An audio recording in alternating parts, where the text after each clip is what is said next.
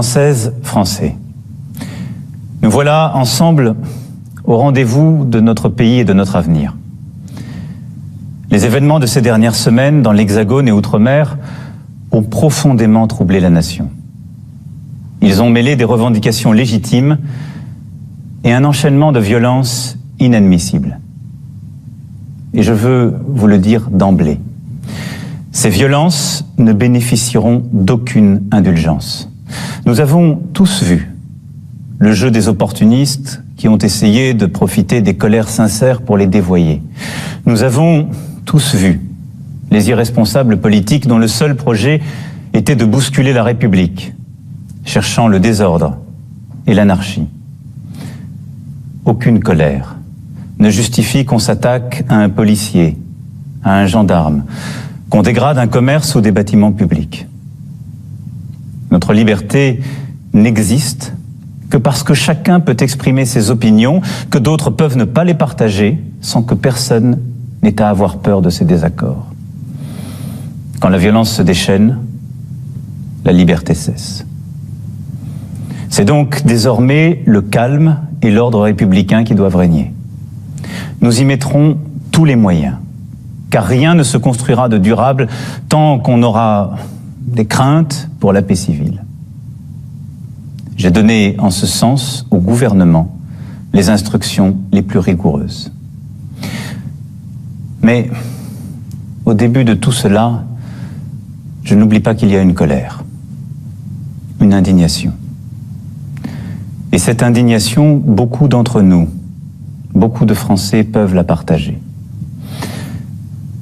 Et celle-là, je ne veux pas la réduire aux comportements inacceptables que je viens de dénoncer.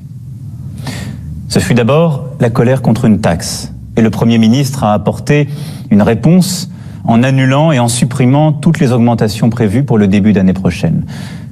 Mais cette colère est plus profonde. Je la ressens comme juste à bien des égards. Et elle peut être notre chance. C'est celle du couple de salariés qui ne finit pas le mois et se lève chaque jour tôt et revient tard pour aller travailler loin. C'est celle de la mère de famille, célibataire, veuve ou divorcée qui ne vit même plus, qui n'a pas les moyens de faire garder les enfants et d'améliorer ses fins de mois et n'a plus d'espoir. Je les ai vues, ces femmes de courage, pour la première fois disant cette détresse sur tant de ronds-points. C'est celle des retraités modestes, qui ont contribué toute leur vie et souvent aident à la fois parents et enfants et ne s'en sortent pas. C'est celle des plus fragiles, des personnes en situation de handicap, dont la place dans la société n'est pas encore assez reconnue. Leur détresse ne date pas d'hier. Mais nous avions fini lâchement par nous y habituer. Et au fond, tout se passait comme s'ils étaient oubliés, effacés. Ce sont 40 années de malaise qui ressurgissent. Malaise des travailleurs qui ne s'y retrouvent plus, malaise des territoires, villages comme quartiers, où on voit les services publics se réduire et le cadre de vie disparaître, malaise démocratique, où se développe le sentiment de ne pas être entendu, malaise face au changement de notre société, à une laïcité bousculée et devant des modes de vie qui créent des barrières, de la distance. Cela vient de très loin, mais c'est là, maintenant. Sans doute n'avons-nous pas su depuis 1 an et demi y apporter une réponse suffisamment rapide et forte. Je prends ma part de cette responsabilité. Il a pu m'arriver de vous donner le sentiment que ce n'était pas mon souci, que j'avais d'autres priorités. Je sais aussi qu'il m'est arrivé de blesser certains d'entre vous par mes propos. Je veux ce soir être très clair avec vous. Si je me suis battu pour bousculer le système politique en place, les habitudes, les hypocrisies, c'est précisément parce que je crois plus que tout dans notre pays et que je l'aime. Et ma légitimité, je ne la tire d'aucun titre, d'aucun parti, d'aucune coterie, je ne la tire que de vous, de nul autre. Nombre d'autres pays traversent ce mal-vivre qui est le nôtre. Mais je crois profondément que nous pouvons trouver une voie pour en sortir tous ensemble. Je le veux pour la France, parce que c'est notre vocation, au travers de l'histoire, d'ouvrir ainsi des chemins jamais exploré pour nous-mêmes et pour le monde. Je le veux pour nous tous, Français, parce qu'un peuple qui se divise à ce point, qui ne respecte plus ses lois et l'amitié qui doit l'unir, est un peuple qui court à sa perte. Je le veux aussi, parce que c'est en pressentant cette crise que je me suis présenté à votre suffrage pour réconcilier et entraîner, et que je n'ai pas oublié cet engagement et cette nécessité. C'est d'abord l'état d'urgence économique et sociale que je veux décréter aujourd'hui. Nous voulons bâtir une France du mérite, du travail, une France où nos enfants vivront mieux que nous. Cela ne peut se faire que par une meilleure école, des universités, de l'apprentissage et des formations qui apprennent aux plus jeunes et aux moins jeunes ce qu'il faut pour vivre libre et travailler. L'investissement dans la nation, dans l'école et la formation est inédit, et je le confirme. Nous voulons une France où l'on peut vivre dignement de son travail. Sur ce point, nous sommes allés trop lentement. Je veux intervenir vite et concrètement sur ce sujet. Je demande au gouvernement et au Parlement de faire le nécessaire afin qu'on puisse vivre mieux de son travail dès le début d'année prochaine. Le salaire d'un travailleur au SMIC augmentera de 100 € par mois dès 2019, sans qu'il en coûte 1 € de plus pour l'employeur. Je veux renouer avec une idée juste, que le surcroît de travail accepté constitue un surcroît de revenus. Les heures supplémentaires seront versées sans impôt ni charge dès 2019. Et je veux qu'une vraie amélioration soit tout de suite perceptible. C'est pourquoi je demanderai à tous les employeurs qui le peuvent de verser une prime de fin d'année à leurs employés. Et cette prime n'aura à acquitter ni impôt ni charge. Les retraités constituent une partie précieuse de notre nation. Pour ceux qui touchent moins de 2 000 € par mois, nous annulerons en 2019 la hausse de CSG subie cette année. L'effort qui leur a été demandé était trop important et il n'était pas juste. Dès demain, le Premier ministre présentera l'ensemble de ses décisions aux parlementaires. Mais nous ne devons pas nous arrêter là. J'ai besoin que nos grandes entreprises, nos concitoyens les plus fortunés, aident la nation à réussir. Je les réunirai et prendrai des décisions en ce sens dès cette semaine. Je sais que certains voudraient, dans ce contexte, que je revienne sur la réforme de l'impôt sur la fortune. Mais pendant près de 40 ans, il a existé. Vivions-nous mieux durant cette période?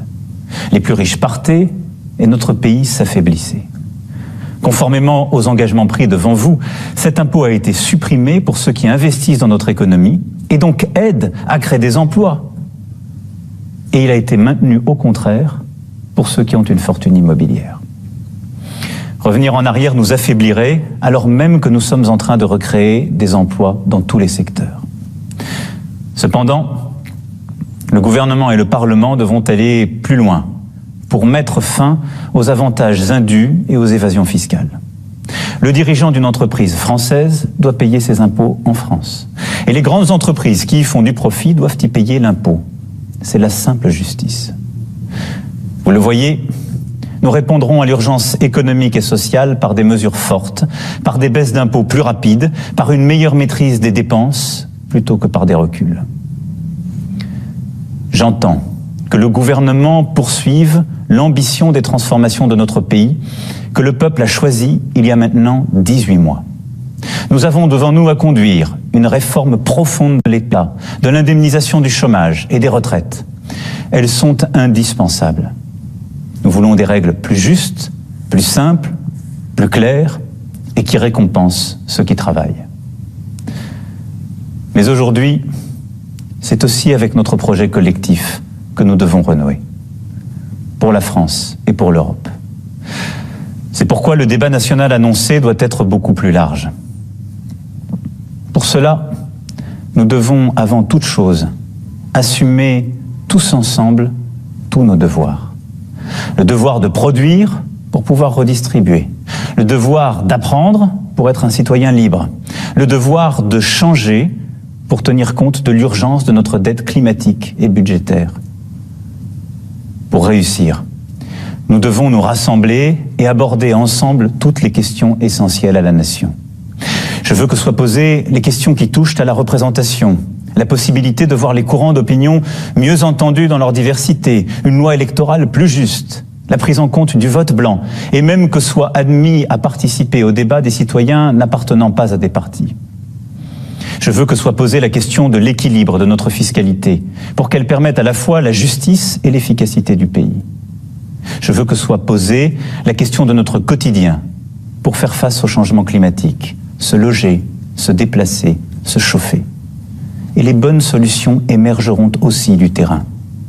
Je veux que soit posée la question de l'organisation de l'État, de la manière dont il est gouverné et administré, depuis Paris, sans doute trop centralisé depuis des décennies, et la question du service public dans tous nos territoires. Je veux aussi que nous mettions d'accord la nation avec elle-même sur ce qu'est son identité profonde, que nous abordions la question de l'immigration. Il nous faut l'affronter. Ces changements de fond, qui demandent une réflexion profonde et partagée, imposent un débat sans précédent. Il devra se dérouler au niveau national. Dans nos institutions, chacun y aura sa part. Gouvernement, assemblée, partenaires sociaux et associatifs. Vous y aurez votre part. Je veux en assurer moi-même la coordination, en recevoir les avis, pour rendre ainsi le pouls vivant de notre pays. Mais un tel débat n'est pas seulement affaire de représentants institutionnels. Il doit se dérouler aussi partout sur le terrain. Et il est des interlocuteurs naturels des citoyens qui doivent en recevoir les demandes et s'en faire les relais.